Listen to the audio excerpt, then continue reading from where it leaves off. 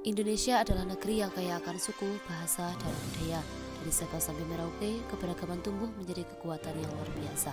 Namun, jauh sebelum kemerdekaan, para pendiri bangsa dihadapkan pada satu pertanyaan besar. Dasar apa yang mampu menyatukan seluruh rakyat Indonesia? Dan dari sanalah perjalanan panjang lahirnya Pancasila dimulai. Awalnya, pada 29 April 1945, Jepang membentuk BPUPKI atau Badan Penyelidik Usaha-Usaha Persiapan Kemerdekaan Indonesia. Badan ini bertugas mempersiapkan kemerdekaan termasuk merumuskan dasar negara. Dalam sidang pertamanya yang berlangsung dari 29 Mei hingga 1 Juni 1945, muncul berbagai gagasan besar. Muhammad Yamin mengusulkan 5 asas, yaitu peri kebangsaan, peri kemanusiaan, peri ketuhanan, peri kerakyatan, dan kesejahteraan rakyat.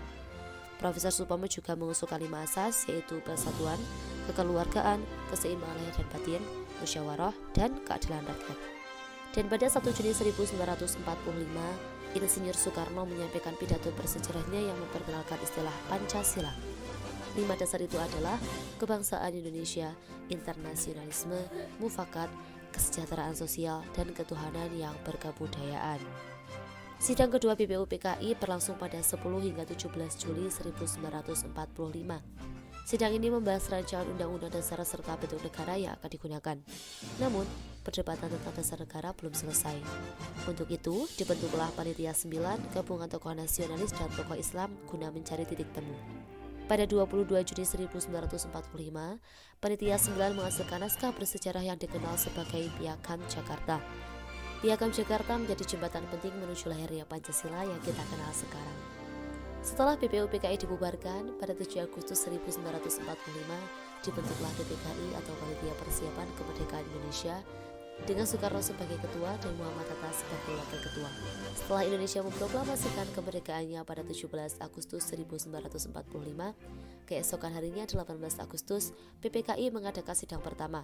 Dalam sidang ini ditetapkan Undang-Undang Dasar 1945, memilih Soekarno dan Hatta sebagai presiden dan wakil presiden.